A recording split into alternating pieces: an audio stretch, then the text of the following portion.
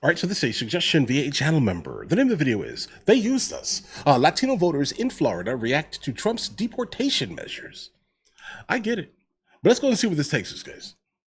Let's jump into it. A wave of disappointment.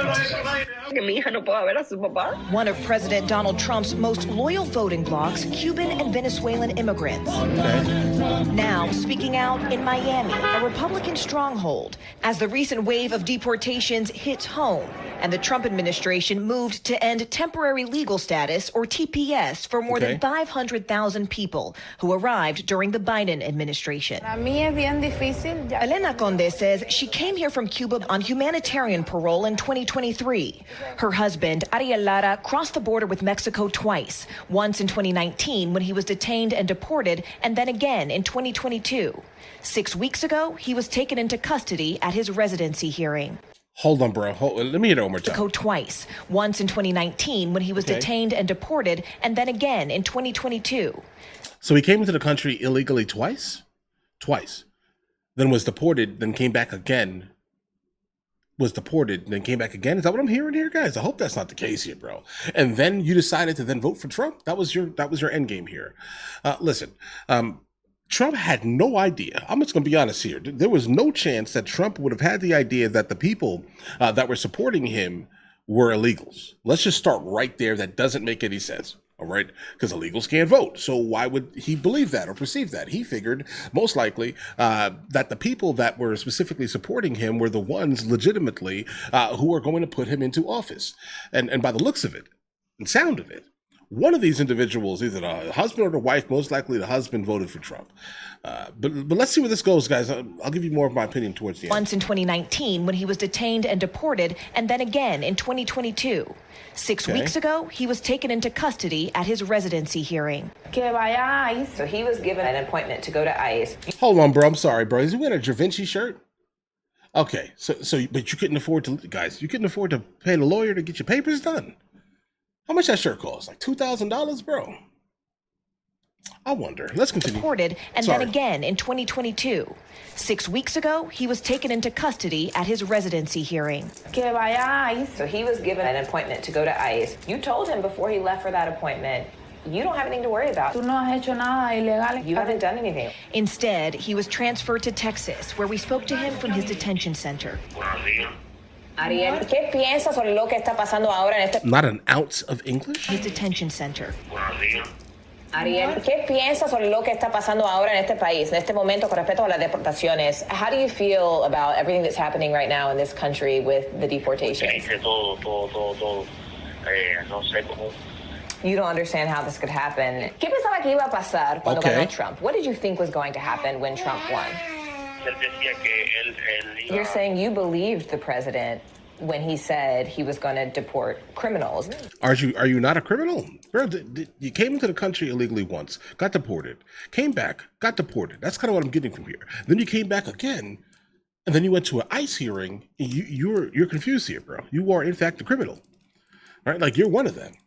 That's mighty confusing.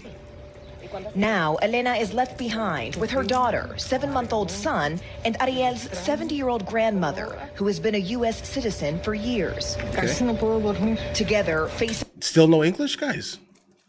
Like, listen, I'm not trying to be that guy. Listen, I fully understand. Soy Dominicano, like, I understand. But the problem here is that, guys, you can't, like, you come to a nation that specifically, speaks English, okay? Like, they speak English, okay? You know it. And the last thing you do is never learn the local language, guys. Listen, that's absolutely disrespectful, almost, guys. Right? I take that as the ultimate disrespect. At least try, bro. Right? Like, I have no problem speaking to someone that speaks like some form of like broken English, bro. I'm gonna be honest. But I do know that Miami and like South Florida, like, you really don't even need to speak English there. Let's just be completely honest here. That's just kind of what it is, locally. It is what it is here. But at least try, bro. You have to try. Mother, who has been a U.S. citizen for years. Together, facing a reality they never imagined. Toda mi familia votó por Trump. Your whole family voted for Trump. Lo apoyaba a Trump durante su campaña. I expected that. Yo estoy fuera. You're outside of it. You can't vote. Pero te sientes decepcionada? Do you feel disappointed, deceived, engañada? Me siento mal porque sé que ellos creían en él. You feel Me bad because siento mal. the rest of them believed in him. It's a concern Democratic strategists are capitalizing on, with billboards like these calling Republican lawmakers traitors. Still, here in Florida, Trump won almost 70% of the Cuban American vote in 2024, along with 61% of Doral, home to the largest Venezuelan American population in the U.S. Guys, none of that is surprising. None of it should be surprising. Like whenever people kind of get on the train and say the Democrats are trying to import voters, and I'm just like, generally the people who are running from countries are ran by like the most like left-leaning socialist type of scenario you can imagine. I get it, dictatorial, let's say socialism, but it's still socialism, right? And so they're trying to run from it. So when they hear any type of socialist anything that generally comes from the left, they're just like, ew, that's nasty. Even though they're absolutely, in fact, benefiting from every single thing the left is basically doing. That's why you're here, right? Understand that. That's why temporary protective status was enacted for the most part here. For the most part here. Obviously, it was, about 30 years ago, but that's not the point. The reason I'm talking about right now, though, okay? All right? And so they're not really, very interested specifically in partaking in anything left-leaning. They will, in fact, vote against, anything left. So, of course, they're going to kind of back Trump large scale or Republicans large scale, right? Because they've experienced what massive amounts of socialism actually does to a country. Percent of Doral, home to the largest Venezuelan American population in the U.S. They used us.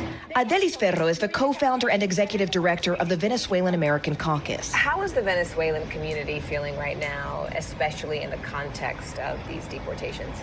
Desperate, terrified.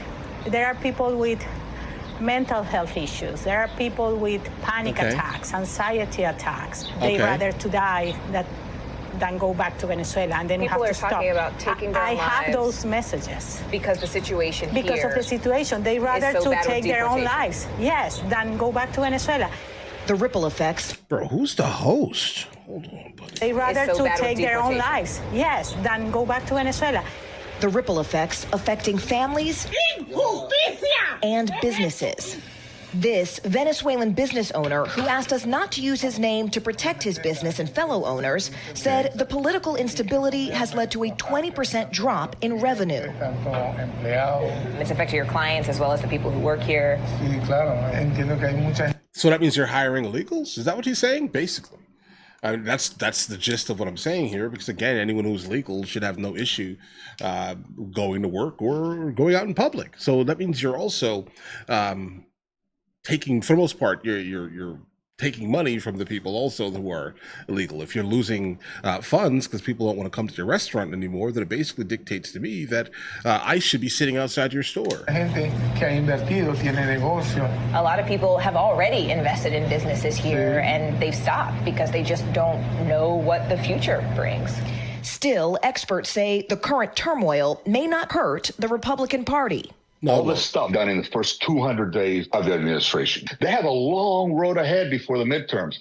Do you think that Trump will pay a political price? I'm not sure that Trump or the Republican Party as an institution Not at all. is going to suffer a great deal unless the Democrats can muster an opposition that is a compelling vision as to how things could be done differently.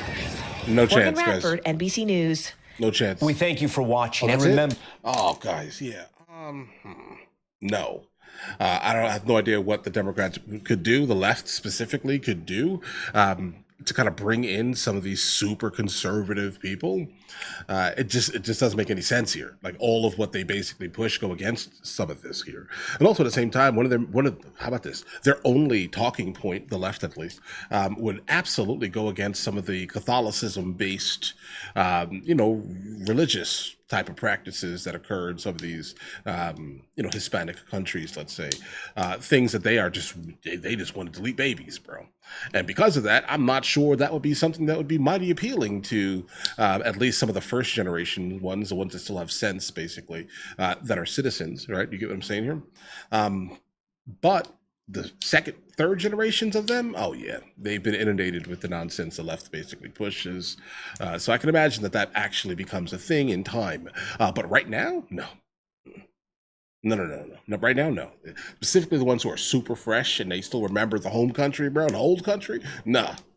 Guys, I don't see that ever happening. Not them. Okay. In a couple generations, most likely, though. Specifically the women, because it makes sense, right? But all right, listen, guys, let me know in the comments what you guys think. You guys all have an absolutely amazing day. If you guys are new here, please like and subscribe. In the meantime, I'll catch you guys later.